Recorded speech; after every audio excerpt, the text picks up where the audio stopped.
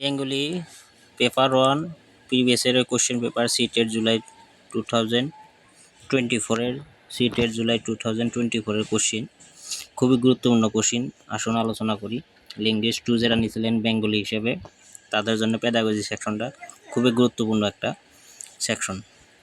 Number 36-এর থেকে pedagogy question আরম্ভ হয়েছে। গতিকে 36-এর প্রথম কোশ্চিন, ভাষাতাত্ত্বিক পারসঙ্গমতা শিক্ষার্থীদের সমর্থন করে। কি সমর্থন করে? ভাষা যদি একটা আমি ভালো করে জানতে চাই, ওইটাই আমাকে কি সমর্থন করব? ওই ভাষা শেখাটাই।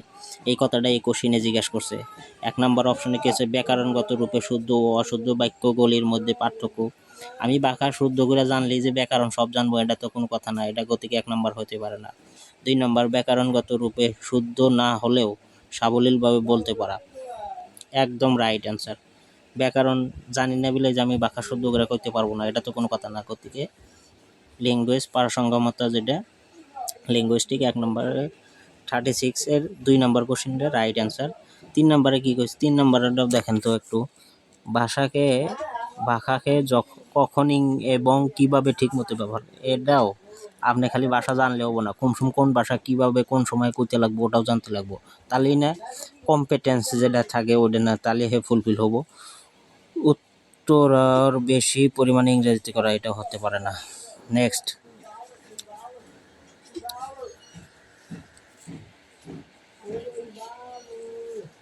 37 নম্বরের কোশ্চেন আসলো। 36 হলো 37। প্রাথমিক স্তরে শিক্ষকেরা সাধারণত শিক্ষার্থীদের ছবি আঁকা রং করার কাজে উৎসাহ দেয়। ছবি আঁকা রং করার কাজে উৎসাহ দিলে ছাত্ররা কি বিকাশ হবো, এটাই কারণটা কি বিকাশ হবো, এইটাই অপশনে দেওয়া আছে, কোনটা হবো রাইট অ্যান্সার। শিশুদের কর্মমগ্ন রেখে ক্লাসে নিরাপত্তা।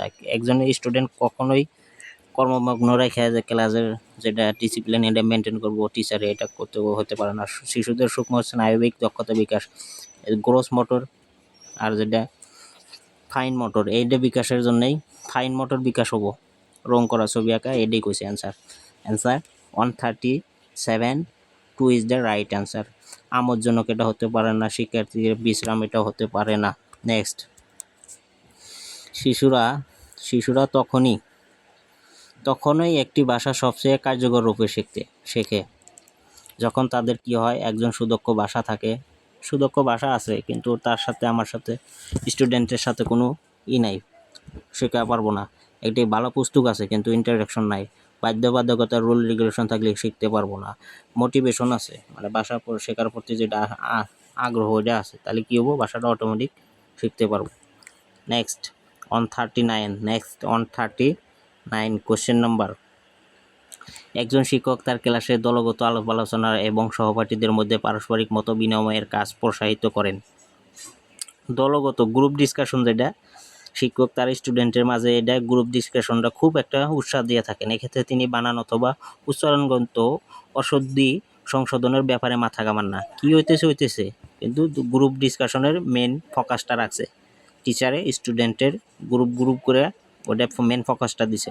এভাবে তিনি ক্লাসরুমে কোন পদ্ধতি অনুসরণ করছে? পদ্ধতি 4টা দেখে নেই আমরা। পদ্ধতি 4 কি কইছে? প্রথম পদ্ধতি ট্রেডিশনাল তো মেথড হতেই পারে না। ট্রেডিশনাল মেথড কিভাবে করে হবো? ইলেকট্রিক মেথড কোনো নাই, এর গঠনবাদী মেথড নাই। কনস্ট্রাকটিভিজম, দলগত আলোচনা থাকলেই কনস্ট্রাকটিভিজম, এটা মনে রাখতে হবে। নেক্সট,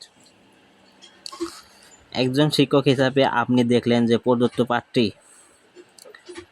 ব্যবহৃত ভাষা শিক্ষকদের পক্ষে বেশি কঠিন। যে কোনো একটা পাঠ শিখাইতেছেন, ওই পাঠটা স্টুডেন্টের মাঝে খুব কঠিন হয়ে গেছে। ওই ক্ষেত্রে আপনি কি করলেন? পড়ুয়ারদের উপযোগী মানে শেখানোর উপযোগী করার জন্য আপনি সেই ভাষাটার সালসলনি করলেন সাবলীলভাবে, বিষয়বস্তুর কিছু এদিক সেদিক করে ভাষাটা শেখার জন্য খুব একটা উপযুক্ত করে দিলেন। এই ক্ষেত্রে আপনি যেটা করলেন ওটা কি বলা হবে? পরিগ্রহণ, অ্যাডপ্টিং হতে পারে না, অ্যাডপ্টেশন, এই রাইট অ্যান্সার। অ্যাডপ্টেশন, কিছু অভিযোজন করছেন, কিছু কি করছেন, right answer. 142 is the right answer. Evaluation হতে পারে না, পর্যালোচনা হতে পারে না। রাজু আজ স্কুলে যাচ্ছে বলে খুব খুশি। রাজু আজকে স্কুলে যেতে খুব খুশি। তাদের পরিবার সেই প্রথম স্কুলে যাবে। প্রথম একটা ফ্যামিলি থেকে একজন মানুষ প্রথম স্কুলে যাবে, এর আগে বাবা মা কেউ এমনকি বাবা মা পর্যন্ত স্কুলে ভর্তি হয় নাই। এক্ষেত্রে রাজু হচ্ছে প্রথম প্রজন্ম। এটার মধ্যে আর কি আছে, এটা তো এমনি দিশা পাওয়া যেতেছে। প্রথম প্রজন্ম। পড়াতে গিয়ে আপনি দেখলেন যে পাঠ্যপুস্তকটি শুরু হয়েছে ছড়া ও চিত্রকাহিনী দিয়ে এবং শেষ হয়েছে বর্ণমালা দিয়ে। এক্ষেত্রে একটা বস্তু খুবই লক্ষ্য করবেন, এটা খুবই এসে থাকে। 1 নম্বর আপনাদেরকে ফাইনাল করে দিই আজকে আমি। পড়ানোর যেটা সিকোয়েন্স, ফার্স্ট সিকোয়েন্স লেটার, তারপরে আসলো ওয়ার্ড, তারপরে আসলো সেন্টেন্স, তারপরে আসলো প্যারাগ্রাফ।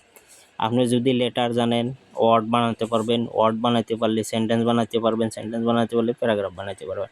এবার উল্টাটা আসুন। আর এই পদ্ধতি এই সিস্টেমটা কোয়া হয় bottom up approach,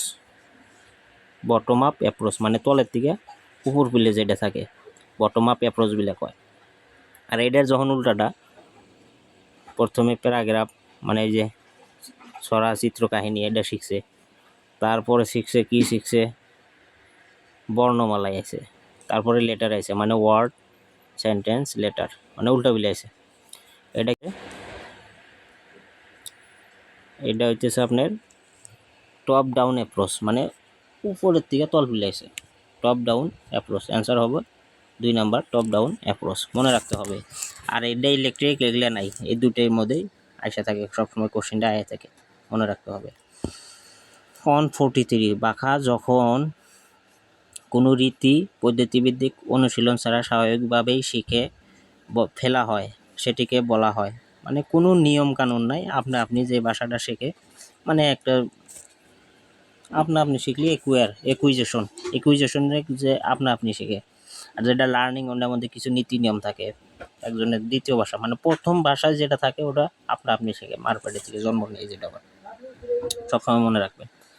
2 number question number 144 শিক্ষার্থীরা সমবেত রূপে সরাবদ্ধ অথবা দলবদ্ধ হয়ে কোনো সমস্যার সমাধান করে, এটি ড্যাশ অন্যতম। একটা সমস্যায় পড়ছে ওটা দলগতভাবে বা আলোচনার মাধ্যমে যেটা সমাধান করে, এটাকে কি করা হবে যোগাযোগমূলক ভাষা শিক্ষণ। বিহেভিয়ারিস্টিক তো হবই না, বিহেভিয়ারিস্টিক কোনো ধরনের দলগতর কথা কয়া নেই। হোল ল্যাঙ্গুয়েজ অ্যাপ্রোচ হইতে পারে না, স্ট্রাকচারাল হইতে পারে না। 1 ইজ দ্য রাইট আনসার, যোগাযোগমূলক।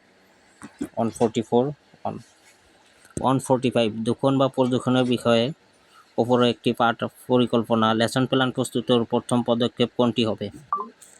মনে রাখতে হবে যে কোনো বস্তু করবার গেলে একটা উদ্দেশ্য আগে থাকা লাগবো, তারপর হবো। Answer 4 is the right answer. প্যারারম্ভিক ইন্ট্রোডাক্টরি এটা হতে পারে না, বিষয়বস্তু বহুবার পড়লে হবো না, আগে উদ্দেশ্যটা ফিল করে না লাগবো, তারপরে এর না পড়াটা খাড়া নাড়বেন শিখন সম্বন্ধে, এটাও হতে পারে না। 4 is the right answer, 4 is the right answer. 145 146 শিক্ষক শিক্ষার্থীদের জল বিষয়ে একটি অনুচ্ছেদ লিখতে বলছেন। কি লিখতে বলছেন? জলের বিষয়ে একটা অনুচ্ছেদ লিখতে বলছে। এরপর শিক্ষার্থীরা এই বিষয়ে সায়েন্স ও সমাজ বিজ্ঞানের ক্লাসে যা শিখছে তা নিয়ে আলোচনা করলো, তারপর তারা জল বিষয়ে অনুচ্ছেদটি লিখতে শুরু করলো। এটি কি বলবো?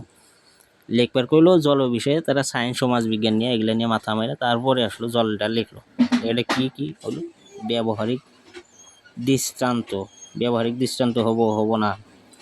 বিজ্ঞানমূলক ভাষার ল্যাঙ্গুয়েজ অফ সায়েন্স দৃষ্টান্ত হয় না, সায়েন্সের বিষয় লেখাই নেই, আলোচনা হয়ে করছে। পাঠ্যক্রম বিস্তীর্ণভাবে দৃষ্টান্ত যোগাযোগমূলক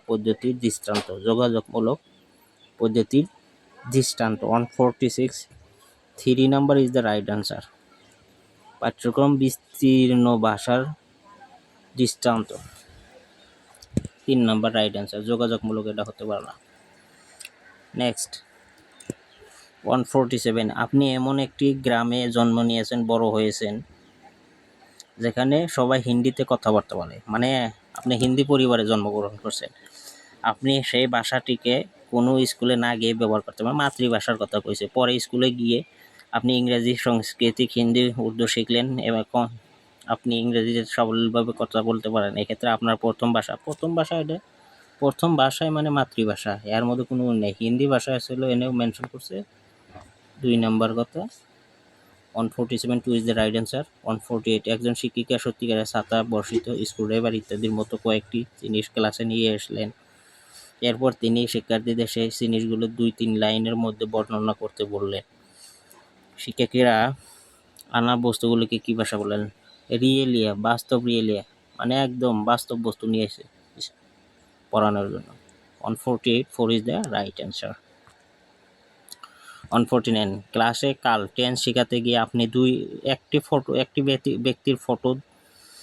একটি ব্যক্তির দুইটি ফটো ব্যবহার করলেন, একটি 15 বছর আগে আর একটি সম্প্রতি তোলা, মানে বর্তমান তোলা, একটা 15 বছর আগের ফটো। একজন মানুষের দুইটা ফটো নিয়ে এসে ক্লাসে আপনি টিচারে, আপনি সেই ব্যক্তির বর্তমান ও অতীত চেহারা আভাস নিয়ে পুনরালোচনার সূত্রপাত করলেন। এখানে আপনি কি ব্যবহার করলেন?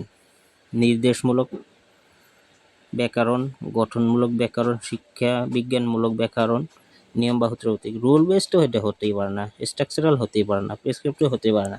শিক্ষা প্যাডাগজি শিখে আসি মানে ওই ব্যাকরণটা প্যাডাগজি হবে। 149 is 3 is the right answer. 150 কোনো ক্লাস বা শিক্ষাক্রম সম্পূর্ণ হবার মধ্যে শিক্ষার্থীদের কোন কোন জ্ঞান, দক্ষতা, দৃষ্টিভঙ্গি গড়ে উঠেছে উচিত বলে বর্ণিত বিবৃতিগুলো নিচের কোনটি অন্তর্গত? দক্ষতা বিকাশ, এটা আউটকামের ভিতরে এসে পড়ে। লার্নিং আউটকাম, আপনি যা যা শিখাইছেন তার কি লার্নিং আউটকাম হলো 2 ইজ দ্য রাইট অ্যান্সার। শিখানোর ফলাফল যেটা লার্নিং আউটকামে এসে দেবো, learning outcome is the right answer. এর পরবর্তী ভিডিও সমস্ত প্রিভিয়াস ইয়ারের ভিডিও এই চ্যানেলের জড়িয়ে পাইয়ে থাকবেন। সবাই সাবস্ক্রাইব করে লাইক শেয়ার কমেন্ট করবেন।